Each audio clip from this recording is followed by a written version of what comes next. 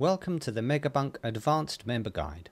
In this video I'm going to take you through all the options and settings on the site. The first thing I'm going to show you is how you retrieve your password if you've forgotten it. If you are not logged in and go to the top right corner of any page on the site, you will see a login and register link. Click on the login link and this will bring up a username and password box and a login button, and next to the login button will be a forgot link. Click on the forgot link. This will take you to a page where you can type in your username, email address and type in the correct captcha code. Then click the retrieve account details button. This will send an email to your registered email address with your password. In this video I'm also going to show you the benefits of having multiple accounts on the same email address. So if you have accommodation in a number of different locations, you might wish to have an account for each location. And having them all on the same email address makes sense. And I'll show you why. First of all, I'm going to create an account by clicking on the register link at the top right of the page. I'm going to choose a host account, so I'm going to leave that selected, and then I'm going to fill out the fields with my username, password, etc. I've skipped forward to the date of birth here to show you what happens when you type in an email from an existing host account. Hovering over the I here will explain it to you. So I'm going to type in an email address that I have on an existing account. And then if I click away from that field, you'll see next to the field it says 9 available. You can have up to 10 accounts on one email address, and this tells me that I've already got one, and there are spaces left for 9 more accounts, including this one. I'm going to type in my town and select from the list. Click that I agree to the terms and conditions and typing my captcha code, and then click the join Megabunk as a host button. This will tell me that my account is created, and now all I have to do is click on the activation link within the email, which is what I'm going to do now. Okay, so I've activated my new account and now I'm going to log in under that username and password.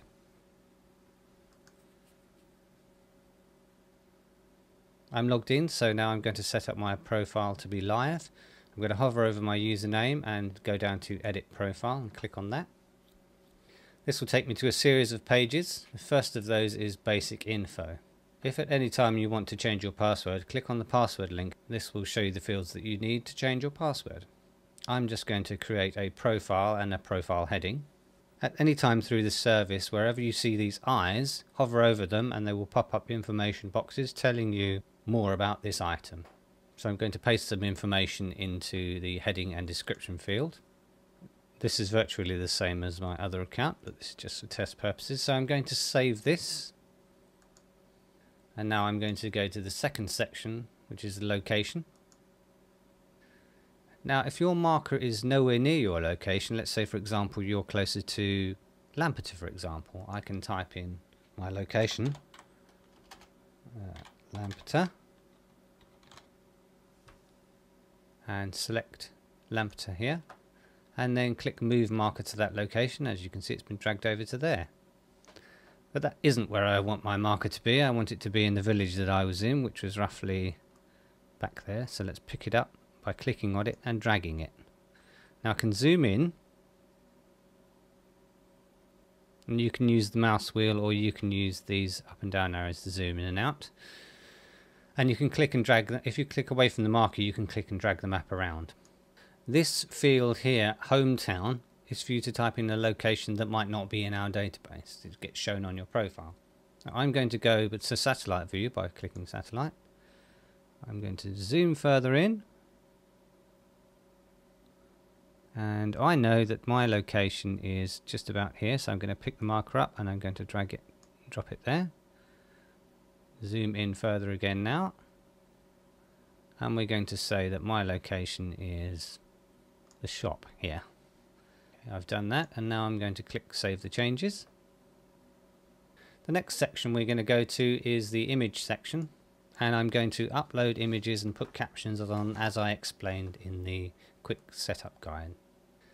And as if by magic, I've uploaded 6 images almost instantly. Now click on any of these images to view it in the main viewer. You can click on the delete button to remove any of these images. And by default, the first image in the collection is your main image that gets shown on your profile.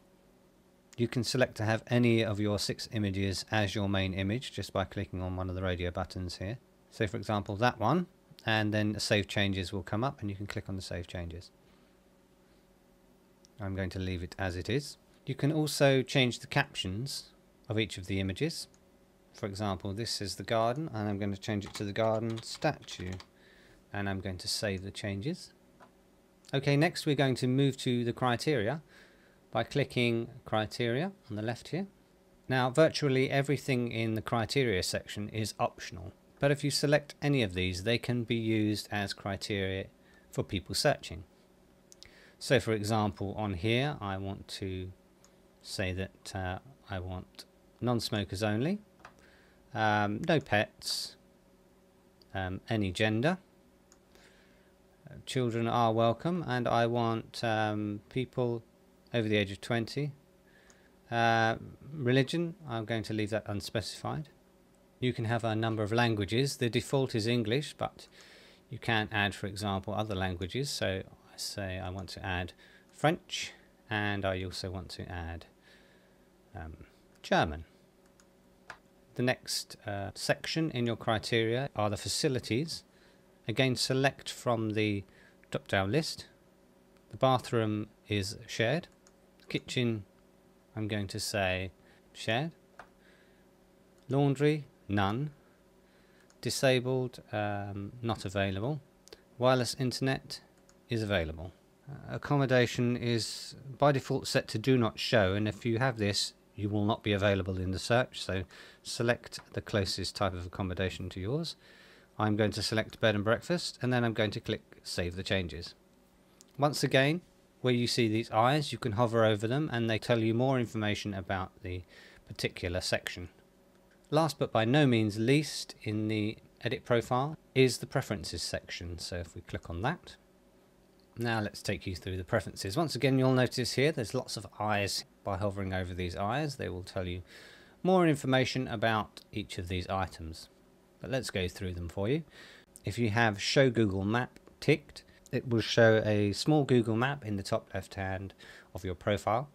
If you have Show Calendar selected, it will show an availability calendar on your profile and will also show available dates on your profile in the search results. So I'm going to turn this on. Every month a new month gets added to your calendar and an old month gets removed. If you have new calendar dates available by default, on every new month that's added, all the dates on that calendar will become available. If you don't have it selected, they will be unavailable. At the beginning of this video, I created an account with the same email address. This option relates to that. Show other profiles that share this account's email. I'll tell you more about this when we look at the profile, but I'm leaving that ticked. Show website will put a link to the website you provided here on your profile, which is what I'm going to do. I'm going to say Megabunk, and show gender and show age are pretty self-explanatory. I'm going to leave those unticked, but these get displayed on your profile if you so choose. Megabunk has its own internal messaging system, and if you have this ticked, it will allow people to send messages to you through that system. Now you either have to have this selected, allow messaging, and or show website, otherwise there wouldn't be any way of contacting you. The next option, allow public to contact you, is for non-members. It puts a link on your profile to a contact form where a person can type out a message and send it to you without knowing your email address, but their message will get delivered to your email address. A sub-option of this is request email confirmation.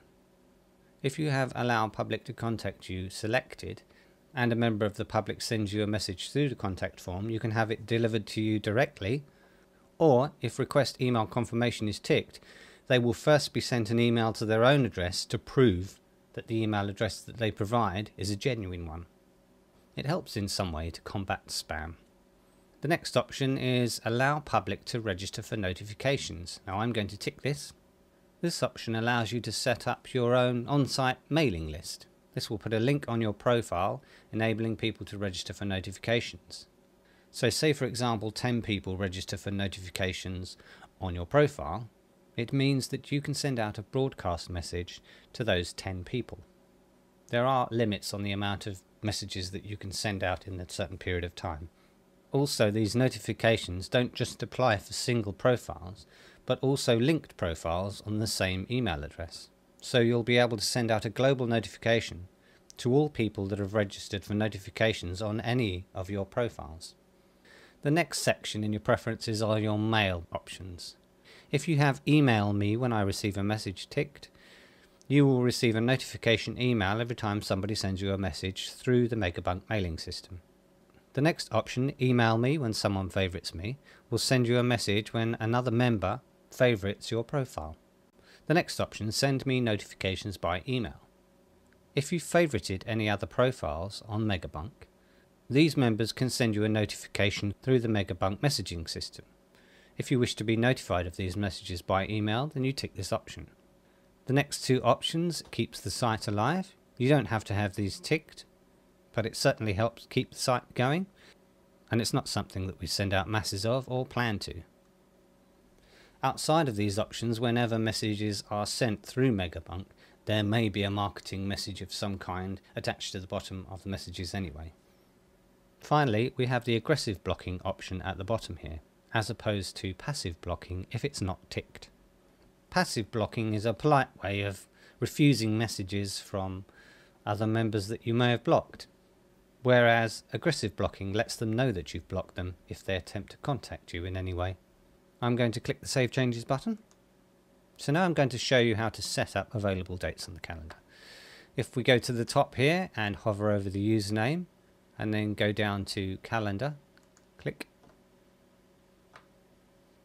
And here we will see a calendar. You can select the years at the top here, 2013, but I'm going to select 2012. And at the bottom here you can see a key to all the items on the calendar here. Grey means inactive. Dark green and dark pink here are expired dates. And then we have light green, which is an available date, and pink, which is an unavailable date. You can set your calendar to about 2 years in advance. Now we've tried to make it as easy as possible to switch the dates on and off. You can switch an entire month on or off by clicking the all on or the all off. So let's say I don't want any visitors in May, I'll just click all off. Once you've made your changes, click the Save Changes button at the top. So let's turn those back on again. And you can also select individual days just by clicking them, and they will toggle on and off. For example, I'll say the 24th. I can turn it on and off by clicking it.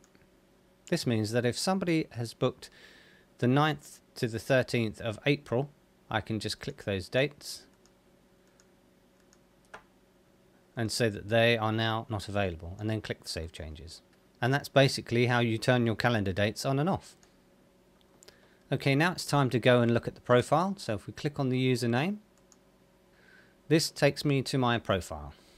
And here we can see the preferences in action. There's the Google map that I selected to show. Down the bottom of the left hand side we can see the calendar. And if I click on next here to bring up April, you can see that the dates I've chosen April there that I switched off are showing as unavailable. And if I hover over them, it says date not available. Hover over the green one here, it says that the date is available. The criteria that I selected shows up here. No smoke, non-smokers only, no pets, children welcome. Facilities that I also chose in the criteria show up here, and the languages spoken also show here. Also down the left here we can see my accommodation type, and here is my website link which I've got switched on.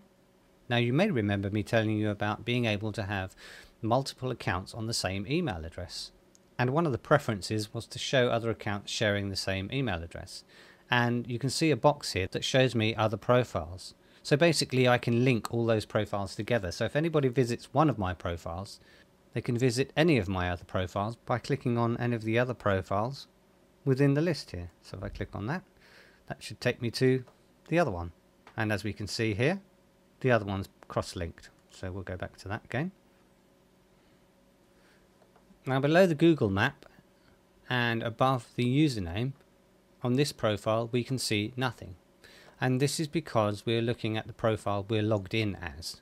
However, if I go to my other profile, we can see some icons pop up. And these icons are contact this user, which enables me to send a message to this user via the Megabunk messaging system. The green tick here is add to favorites, and the no entry sign here is to block the user, which I don't want to do. Also down the bottom here we have a click to contact this user, and this is the public messaging link. If you're not logged in, the envelope link at the top here will be the same as the link down here. As we can see, the calendar is not showing here. Now, we've considered that if you have multiple accounts on one email address, it might be quite annoying to keep on having to log in and out of each of those accounts to make changes to each one. But in Megabunk you don't have to log in and out of your accounts. This account, Megabunk Test 2, also has Megabunk Test 1 linked to it, and if you hover over the username we can see favorites, blocked, calendar, edit profile, and at the bottom switch to Megabunk Test 1. If you have accounts linked across one email address, you only have to log into one of them, and then you can switch to any of the other accounts without logging in and out. So if I click on switch to, we can see the username at the top here has changed to Megabunk Test 1. Quick look at the home page before we carry on. We can see here a list of new members. These show up a week after people have joined. Some random information, random statistics, and a box down here of random profiles that get shown every time somebody visits the home page, and some share links at the bottom, and also a link to us page. Let's go to the link to us page. Here you can create a basic button, any one of these four here, or a text link for you to put on your site to link back to Megabunk. Of course you don't have to do this, but it would be very much appreciated if you did. Once you've created the link that you want, it shows you here at the bottom what it would look like on your site. All you have to do is click on the code here in this box, copy the code and paste it into your HTML code wherever you want this button to appear. Finally, let's have a look at the profile. If anybody has signed up for notifications on your profile, a link will pop up here on the profile that you're logged into, which will allow you to send out notification messages to those people that have subscribed to it. Signing up for notifications and how your criteria impacts the search results is shown in the Megabunk user guide video. That's all for now. Thanks for watching.